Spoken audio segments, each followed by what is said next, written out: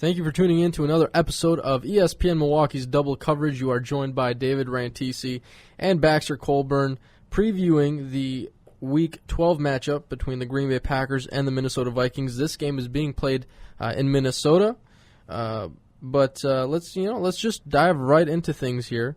I think many people would like to think that this is going to be an easy win for the Green Bay Packers, but like we saw last night on Thursday Night Football, the Oakland Raiders came and played some football, and they beat the Kansas City Chiefs even with an 0-10 record. So they got their first win of the season. That just tells you, I guess in NFL terms, any given Thursday, Sunday, or Monday. But, any initial thoughts on this one, Baxter? Yeah, well, like you mentioned, the fact that the Oakland Raiders did what they did to the Kansas City Chiefs last night, I was completely shocked. I was checking the score late last night and found out that the Raiders won, and it just completely blew my mind. And it did make me start to worry a little bit about this game against Minnesota. I believe Minnesota is a better team than the Oakland Raiders. But Minnesota has playmakers on their team, regardless of what you think or not about their offense. Their defense is actually doing pretty well this year. Everson Griffin's got 9 sacks so far in the NFC. He's second in the NFC, 8th overall. He's tied for 8th overall in the NFL in sacks. And then you've got Harrison Smith, a second-year promising safety, who has 4 interceptions already on the year. He's tied for first in the NFC and tied for third in the NFL. So, yeah, the Vikings might be written off by a lot of Packer fans going into the game, but there are some playmakers for the Vikings that do cause some concern for the Packers going into this match that can't be taken lightly. I totally agree. I think the unit that the Packers have to worry about more is going to have to be the Vikings defense. The Vikings defense plays pretty well so far this season, in the top half of the league in most defensive categories, and especially against the pass. Right now they're 4th in the NFC, 8th in the NFL with just giving up 225 yards a game there. But with that still being said, this is a high-powered Packers offense.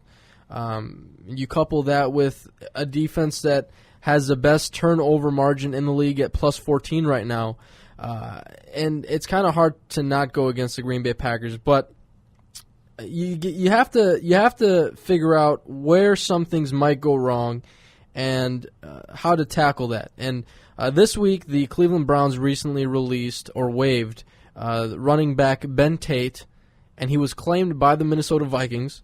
So right now they have Jerick McKinnon, Matt Asiata, and Ben Tate at the running back position. Teddy Bridgewater, I believe, at quarterback. So a couple of playmakers there at the running back position could cause some concern, even though they did not really show up in their first meeting earlier this season. I'm still worried about the Packers stopping the run. And I'm still, I know I've mentioned this in previous double coverages, but I'm still curious to see Clay Matthews' production at the inside linebacker position. And being able to stop Cordarrelle Patterson in the return game is also going to be huge. He's a guy who adds a third dimension to that team, makes him dangerous on special teams. So I think the Packers being able to play stout when it comes to stopping the run and being able to stop Cordarrelle Patterson in the return game is going to be huge for me. Well, we know traditionally, too, that the Packers have struggled against running quarterbacks, and that's kind of what Teddy Bridgewater is as well. I mean, I don't think we need to reminisce about the playoff game last year where Colin Kaepernick had a terrific time. Even in a few seasons ago, too, the Packers have never really fared well against running quarterbacks. Now, Teddy Bridgewater is a talented quarterback. He's only a rookie, so he's got that going for him, and the fact of that he's not 100% developed, but he does look well, and he has a lot of promise moving down the line as well. So far this season for Teddy Bridgewater, 4 touchdowns, 6 interceptions in 7 games played. They're 60.9% completion percentage. And you mentioned some of his running abilities. I watched his tape coming out of college. And to be honest with you, a lot of people said he can pass, he can run, but from what I saw, he wasn't much of a runner. He was more of that, stay in the pocket, let's get the ball away type of quarterback. And he also exhibited some solid play when it came to throwing on the run. That was one thing I did like when I watched Teddy Bridgewater. But so far in this season with the Minnesota Vikings, only 23 rushing attempts for 97 yards, and he does have 1 touchdown on the ground. So I don't know if that's going to be too much of a concern for the Green Bay Packers, monitoring Teddy Bridgewater and his mobility. I think if they can continue to get pressure on Bridgewater, I think it's going to be game over, because that's where the offense starts, the quarterback position. So if Teddy Bridgewater is uneasy all game long, not comfortable, the Packers are hurrying him, they're hitting him, they're sacking him, I don't think the Vikings are going to really have much of any production from the offensive side of the ball, and it should be an easy win for the Packers if that's the way the game goes. Yeah, and you mentioned the fact that if the Packers are hitting the Vikings, especially Teddy Bridgewater, well, the last time that the Packers played the Vikings, the Packers defense hit Christian Ponder 15 times. That is the season high so far for the Packers defense in hitting opposing quarterbacks. The second highest they have this season is 12, and that was against the New York Jets. So obviously I understand that Christian Ponder was the quarterback for the Vikings during that game, but the fact that the Packers were still able to hit the opposing team's quarterback 15 times says a lot about their defense and how far they've come as well. I mean, I understand that game was back on October 2nd, but the Packers' defense has only gotten better since that time. Yeah, they had a slip-up in New Orleans, and the Packers are 2-3 on the road this season, but this is the Minnesota Vikings. This is a team that has struggled at home or away this year, and barely lost to a really rough Chicago Bears team as well just a short time ago. But Minnesota at home, they're going to be tough. It's an outdoor game. Say what you will about Minnesota being a dome team. They are still from a cold atmosphere. They know how to play in the cold weather, so they're going to give the Packers a lot of issues, I think. Down in the trenches, the battle is going to be won, like you said, at the quarterback spot, and it's going to be won and lost on the offensive and defensive line for both teams, respectively. Here's an interesting stat that you don't hear about every day. Since 2010, including the playoffs, Tramon Williams ranks first in the NFL, tied first with Richard Sherman with 21 interceptions. Sam Shields is third on that list. That's something that you don't hear about every day. I did not know that, honestly. So, going up against a rookie quarterback in Teddy Bridgewater, look for him to make some mistakes. Look for the Packers' corners, talented veteran cornerbacks in Tramon Williams and Sam Shields, to take advantage of that. And there's just so much depth in the secondary. Casey Hayward has been making plays. You have a young Ha-Ha Clinton Dix there. Morgan Burnett is there. So look for the Packers secondary to continue to adding to that turnover margin that's best in the league at plus 14 right now. I wouldn't be surprised if they come out this weekend with it being plus 16, maybe even plus 17. I understand that there are some people who are concerned with the Teddy Bridgewater thing. Him starting for the Vikings, we don't really know how to game plan for him since he's so young. There's not enough tape. We haven't played against him.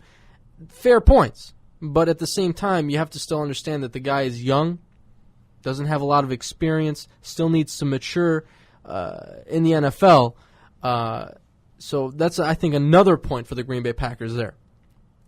Yeah, I certainly agree with that. I think that Green Bay will probably take that first quarter to really gauge what Teddy Bridgewater has, and even if they do win the opening toss, I think they're going to probably elect to kick because they do want to get a feel for what Teddy Bridgewater can bring to the table right away. So that way, like you said, there isn't a lot of tape on Bridgewater this season. We know he did really well in college, and he's been back and forth this season with injuries, but going forward, though, the Packers, I think they will. They'll probably take about a quarter at the most to really feel out Bridgewater, and then they'll be able to attack him accordingly throughout the game. I think Bridgewater, just as a side note, will have a long and prosperous career in the NFL, but right now Minnesota needs to get a better supporting cast around him as soon as possible if Bridgewater wants to have any success in Minnesota, or he might need to look for a new home in the next few seasons. So it sounds as if, obviously from the last double coverage, we're both picking the Vikings. Holy smokes. We're both picking the Packers. Is the same score that you predicted. I don't think you predicted a score, but you said they're going to win by 20. Do you still hold by that? I do. I still think the Packers are going to win by 20. I said earlier today on Twitter, actually, that I think the Packers are going to win 35-10. 35 to okay. Mm-hmm. And I think I said 31-14, I believe it was. Yeah, you said something about that. I think I'm going to hold by that. I think I'm going to stay firm. I think 31 to 14 is healthy. The Packers right now are scoring on average 33 points a game. So I'm going to say 31. Vikings 14. They'll get a couple of guys in there. They'll probably score some touchdowns, but I would honestly be astonished if the Packers lose this one. There shouldn't be a reason why they lose, and if they lose, it's going to be a combination of the Vikings taking advantage of the Packers' defense on the ground, and Cordarrelle Patterson stepping up in the special teams department and scoring at least one touchdown, a return or a punt return or whatever. I think that it's going to have to be a team effort on the Vikings' part, but purely based off of talent, the Packers are going to have to win this game. Mm-hmm. No, I completely agree, and we heard Jason Wieldy as well talk about it this morning on Green and Gold today, that he thinks that Tim Mastay will be out on the field a lot for the Packers, so Cordarrelle Patterson will potentially have many opportunities to showcase his incredible speed and talent that he has in the return game. But, yeah, Green Bay, they have a good team. Minnesota, they're all right, but I think this game especially will see the emergence of Davante Adams at a wide receiver position. I think that Minnesota is going to be so focused on shutting down Jordy Nelson because they've seen how productive he's been. Randall Cobb, he always manages to have a good game no matter how much coverage you put on him. But I really, truly think that Davante Adams will be undercovered this game and will have at least one touchdown. I said on Twitter I think he'll have two. I think Rodgers will throw for 4 touchdowns, and I think Davante will catch 2 of those. So I just a more of a bold prediction in that regards, David. But I like Davante. I think he's a promising young talent, and he's learning from 2 of the best wide receivers in the NFL, in Nelson and Cobb. Jordy Nelson 2 yards away from having a 1,000-yard season there, so good for him. He's leading, or not necessarily leading the league, but in the top 5 for many receiving categories. So he's having a great season as well. So, I look for the Packers to take advantage of the Minnesota Vikings. We did mention some of their defensive players are having great seasons, but 31-14. You said was it 35-10? Yeah. Yep. 35-10. So we'll see. Hopefully we're predicting a win here. Hopefully the Packers come out at 8-3. Yeah. After this week, and then the big showdown. The big showdown. But we also need to keep an eye on the Detroit-New England game that's happening at the same time. I trust the Patriots will take care of their business there in Foxborough. They don't usually lose there. No, they're kind of like Green Bay at Lambeau. And I'm looking for the Lions to get exposed for the second straight week. So that's our episode of Double Coverage. That's Baxter Colburn. I'm David Rantisi. Hopefully, bringing you guys another episode of Double Coverage after the Vikings game this week. But until then, thanks for tuning in. We're out.